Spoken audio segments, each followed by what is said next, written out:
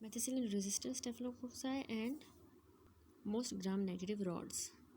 फिर है second generation drugs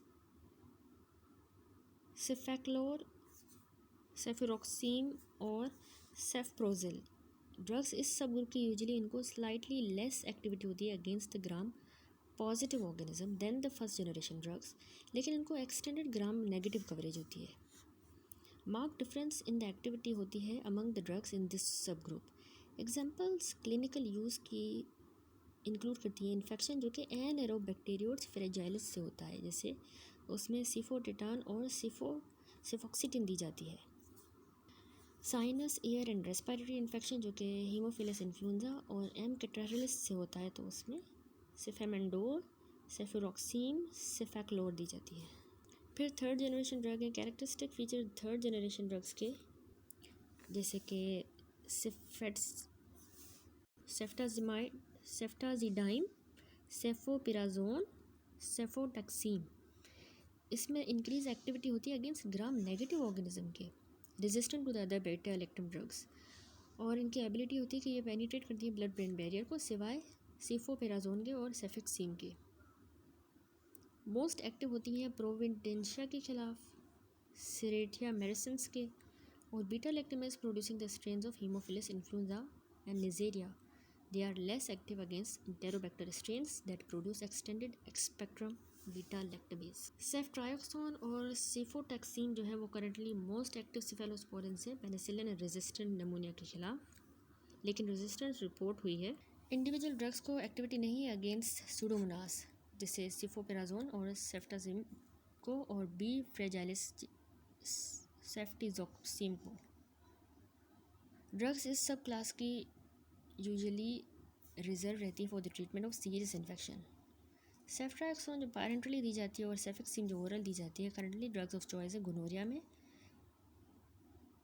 are exceptions. Likewise in the acute otitis media, single injection of the ceftriaxone is usually effective as a 10-day course of the treatment with amoxicillin। तो उसकी निस्बत एक single injection enough हुआ है। फिर fourth generation drugs हैं सेफीपीम, ये ज़्यादा रेजिस्टेंट है बीटा लैक्टमेज को, जो कि ग्राम नेगेटिव ऑर्गेनिज्म प्रोड्यूस करते हैं इंक्लूडिंग इंटेरोबैक्टर, हीमोफिलस, निजेरिया और कुछ पेनिसिलिन रेजिस्टेंट न्यूमोकोक्साई।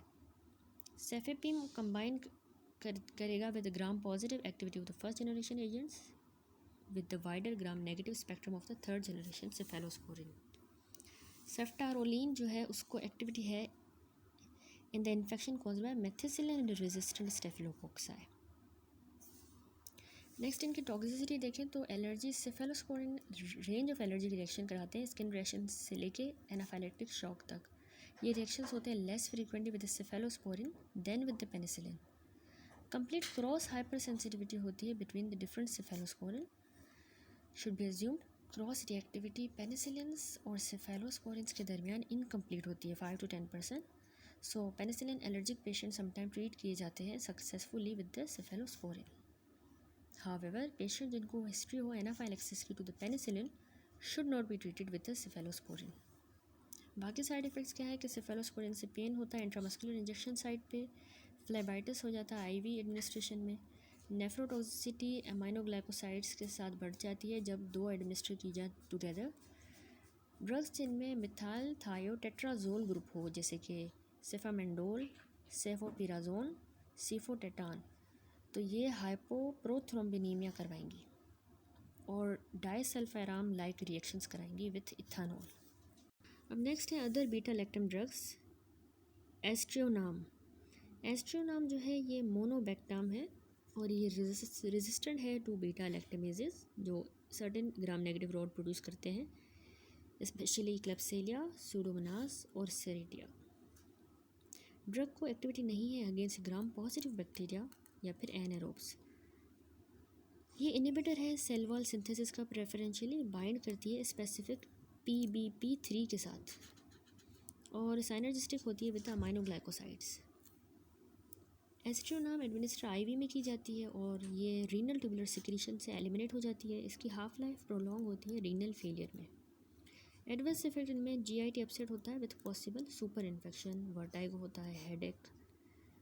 हेपेटोटॉक्सिसिटी रेयरली होती है, आल्दो स्किन रैश भी हो सकता है। कोई क्रॉस एलर्जेनिसिटी नहीं है विद द पेनिसिलिन्स। नेक्स्ट है इमीपेनेम, डोरीपेनेम, मीरोपेनेम और इर्टापेनेम। ये ड्रग्स कार्बापेनेम से केमिकली डिफरेंट होती हैं फ्रॉम पेनिसिलिन्स, लेकिन रिटेन करती हैं beta lactam ring structure with low susceptibility to beta lactamases. इनको वाइड एक्टिविटी होती है ग्राम पॉजिटिव कोक्साई के खिलाफ, जैसे कि पेनिसिलिन रेजिस्टेंट न्यूमोकोक्साई भी इसमें आ जाते हैं, ग्राम नेगेटिव रॉड्स के खिलाफ भी और एनारोब्स के खिलाफ।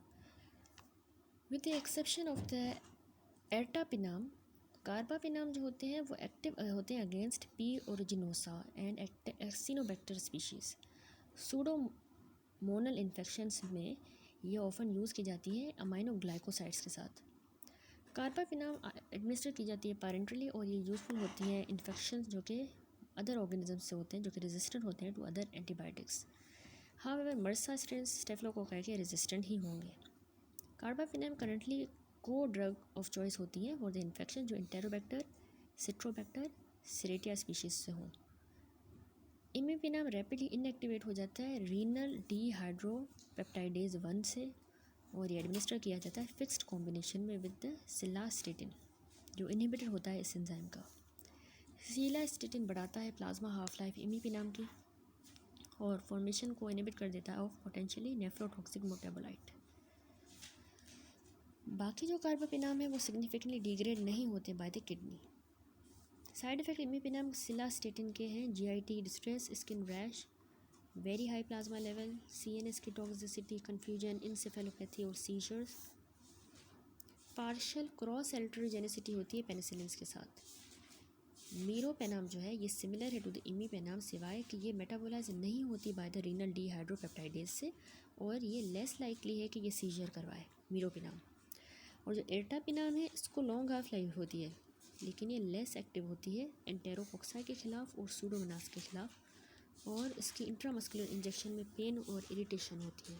फिर है beta lactamase inhibitor, clavulanic acid, sulbactam, tazobactam. ये यूज़ की जाती है फिक्स कॉम्बिनेशन में विद सर्टेन हाइड्रोलाइजेबल पेनिसिलिन। ये मोस्ट एक्टिव होते हैं against plasmid encoded beta lactamases, जैसे कि वो जो गोनोकोक्साई और स्ट्रेप्टोकोक्साई, ई कोलाई और एच इन्फ्लुएंजा प्रोड्यूस करते हैं। ये गुड इनहिबिटर्स नहीं होते of inducible chromosomal beta lactamases जो कि इंटेरोबैक्टर, सूडोमोनास और सेरेटिया बनाते हैं। अब आ जाते हैं other cell wall membrane active agents पे। सबसे पहले वैनकोमाइसिन है। ये बैक्टीरिसाइडल ग्लाइकोप्रोटीन है जो कि बाइंड करती है D ala terminal of the nascent peptidoglycan pentapeptide side chain के साथ, और ट्रांस ग्लाइकोसाइलेशन को इनहिबिट करता है ये वैनकोमाइसिन। ये एक्शन इसका प्रिवेंट करेगा इलोंगेशन पेप्टाइडोग्लाइकन चेन की और इंटरफेयर करेगी क्रॉस लिंकिंग के साथ। Resistance in the strains of enterococci, जैसे कि वैनकोमाइसिन रेजिस्टेंट इंटेरोकोक्साई, और जो स्टेफिलोकोक्साई होते हैं वैनकोमाइसिन रेजिस्टेंट स्टेफिलोकोकाई ओरिस, तो उनमें डिक्रीज एफिनिटी होगी वैनकोमाइसिन की फॉर बाइंडिंग साइट, क्योंकि रिप्लेसमेंट हो जाती है terminal D alanine D lactate के साथ। तो वैनकोमाइसिन को नैरो स्पेक्ट्रम ऑफ एक्टिविटी है और ये सीरियस इन्फेक्शन में यूज़ होता है by the drug resistant, cause by drug resistant. Vancomycin को ना नैरो स्पेक्ट्रम ऑफ एक्टिविटी है और ये यूज़ किया जाता है सीरियस इन्फेक्शंस में जो कि ड्रग रेजिस्टेंट होते हैं। ग्राम पॉजिटिव ऑर्गेनिज्म जैसे कि मेथिसिलिन रेजिस्टेंट स्टेफिलोकोक्साई, और in the combination with the third generation cephalosporin जैसे कि सेफ्ट्रायोक्सान के साथ ट्रीटमेंट इन्फेक्शन का due to the penicillin resistant pneumococci. Vancomycin जो है आल्सो बैकअप करती है drug for the treatment of infection जो कि क्लोस्ट्रीडियम डिफिसाइल से हो। टेकोप्लेनिया और टीलावेंसिन ये अदर ग्लाइकोपेप्टाइड डेरिवेटिव्स हैं जो कि सिमिलर कैरेक्टरिस्टिक्स रखते हैं। वैनकोमाइसिन रेजिस्टेंट इंटेरोकोक्साई जो है वो बढ़ रहे हैं और पोज कर रहे हैं पोटेंशियली सीरियस क्लिनिकल प्रॉब्लम, क्योंकि इस तरह के ऑर्गेनिज्म यूजुअली एग्जिबिट करते हैं मल्टीपल ड्रग रेजिस्टेंस। वैनकोमाइसिन जो इंटरमीडिएट स्ट्रेन्स हैं जैसे कि एस ओरियस रिजल्ट कर रहे हैं इन द ट्रीटमेंट फेलियर, वो भी रिपोर्ट हुए हैं। वैनकोमाइसिन अब्जॉर्ब नहीं होती जीआईटी से और ये ओरली दी जाती है फॉर बैक्टीरियल इंटेरोकोलाइटिस। जब ये पारेंटरली दी जाती है तो वैनकोमाइसिन मोस्ट टिश्यूज़ को पेनिट्रेट करेगी और अनचेंज्ड यूरिन में एलिमिनेट हो जाएगी। डोजेज मॉडिफिकेशन मैंडेटरी होती है रीनल इम्पेयरमेंट वाले पेशेंट्स में। टॉक्सिक इफेक्ट वैनकोमाइसिन में चिल्स होते हैं, fever, phlebitis, ototoxicity, nephrotoxicity. Rapid IV infusion में कॉज डिफ्यूज फ्लशिंग यानी रेड मैन सिंड्रोम हो सकता है from the histamine release. Next है हमारी अदर एजेंट में फॉस्फोमाइसिन। ये एंटी मेटाबोलाइट इनहिबिटर है साइटोसोलिक इनोल पायरुवेट ट्रांसफरेज का। ये एक्शन प्रिवेंट करता है formation N acetyl muramic acid की, जो कि एसेंशियल प्रीकर्सर मॉलिक्यूल है पेप्टाइडोग्लाइकन चेन फॉर्मेशन के लिए। रेजिस्टेंस टू द फॉस्फोमाइसिन होती है विया decreased intracellular accumulation of the drug, उसकी इंट्रासेलुलर एक्यूमुलेशन हो जाती है। फॉस्फोमाइसिन जो है वो किडनीज़ में एक्सक्रीट होती है, यूरिनरी लेवल बढ़ जाते हैं और मिनिमल इनहिबिटरी कंसंट्रेशन बढ़ जाती है, उसको यूरिनरी लेवल एक्सीड कर जाते हैं MIC से for many urinary tract pathogen. Single dose में ड्रग लेस इफेक्टिव होती है than a 7-day course of treatment with the fluoroquinolones. However multiple dosing के साथ रेजिस्टेंस इमर्ज होगी रैपिडली और डायरिया कॉमन है। फॉस्फोमाइसिन साइनर्जिस्टिक हो सकती है with beta lactam and quinolone antibiotics in specific infections. फिर है बेसिट्रेसिन। ये पेप्टाइड एंटीबायोटिक है जो कि इंटरफेयर करता है late stage in the cell wall synthesis gram positive organisms में, क्योंकि इसमें मार्क नेफ्रोटॉक्सिसिटी होती है, तो ये ड्रग लिमिटेड है टॉपिकल यूज़ के लिए। साइक्लोसीरिन जो है ये भी एक एंटी मेटाबोलाइट है जो ब्लॉक करेगा इनकॉर्पोरेशन डी एलेनिन की into the pentapeptide side chain of the peptidoglycan. क्योंकि इसकी पोटेंशियल न्यूरोटॉक्सिसिटी है, ट्रेमर, सीजर, साइकोसिस, तो साइक्लोसीरिन सिर्फ यूज़ की जाती है टू ट्रीट द ट्यूबरकुलोसिस जो कि ऑर्गेनिज्म रेजिस्टेंट से होती है, जो कि first line anti tuberculosis drug से रेजिस्टेंट हो। फिर है डेप्टोमाइसिन लास्ट। तो ये नोवल साइक्लिक लाइपोपेप्टाइड है with spectrum similar to the vancomycin, लेकिन एक्टिव है against the vancomycin resistant strain enterococci का और स्टेफिलोकोकाई का। ड्रग इंसर्ट होती है साइटोप्लाज्मिक मेम्ब्रेन में और पोटेशियम को लीक करवाएगी, सेल डेथ होगी। डेप्टोमाइसिन किडनी से एलिमिनेट होती है। क्रिएटिन फोस्फोकाइनेज मॉनिटर करना चाहिए सिंस डेप्टोमाइसिन जो है वो मायोपैथी करवा सकती है। चैप्टर कंप्लीट हुआ, लेकिन अभी यहाँ पे समरी देख लेते हैं। Table beta lactam and other cell membrane active antibiotics की। सबसे पहले हमने पेनिसिलिन्स देखी, तो उसमें हमने कहा नैरो स्पेक्ट्रम वाली हैं, दूसरी जो है वो वाइडर स्पेक्ट्रम की है। नैरो में पीनेस ससेप्टिबल। सबसे पहले पेनिसिलिन्स देखें तो ये जो होती हैं एक्टिविटी इनकी है कि ट्रांसपेप्टाइडेशन को इनहिबिट करेंगी। फिर नैरो स्पेक्ट्रम वाली जो है पीनेस ससेप्टिबल, पेनिसिलिन जी और पेनिसिलिन वी आ जाती हैं। इनका एक्शन ये कि स्ट्रेप्टोकोकल और जो मेनिंजोकोकल इन्फेक्शन होते हैं उनके लिए होती है, और ये ड्रग ऑफ चॉइस साइफिलिस के लिए भी है।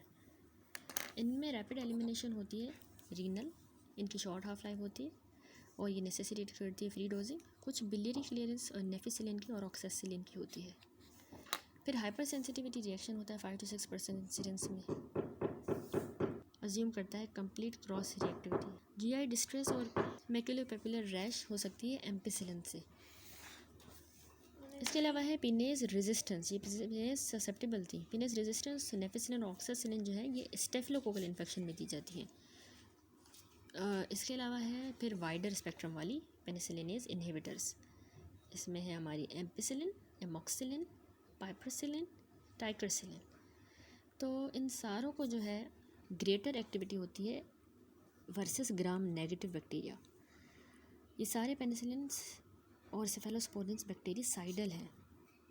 यूज़ विद क्लोवेनिक एसिड और ट्रेजोबैक्टम इनका किया जाता है। फिर हमने सेफेलोस्पोरिन पढ़ी, हमने कहा कि ये ट्रांसपेप्टाइडेशन को ही इनहिबिट करेंगे सेम। इसमें फर्स्ट जनरेशन वाली है, second, third, fourth. First generation में है सिफेलैक्सिन एंड अदर्स, तो ये स्किन, सॉफ्ट टिश्यू और यूटी इन्फेक्शंस में यूज़ किया जाता है। ये ओरली दी जाती है for older drugs, mostly IV for the newer drugs, और रीनल एलिमिनेशन होती है। हाइपर सेंसिटिविटी रिएक्शन 2% इंसिडेंस है और अज्यूम करते हैं complete cross reactivity between the cephalosporin, partial with the penicillin and GI distress. फिर सेकंड जनरेशन की है जैसे कि सिफेक्लोर, सिफोटेट्रान, सेफप्रोजिल, सेफॉक्सिटिन, सेफुरोक्साइम।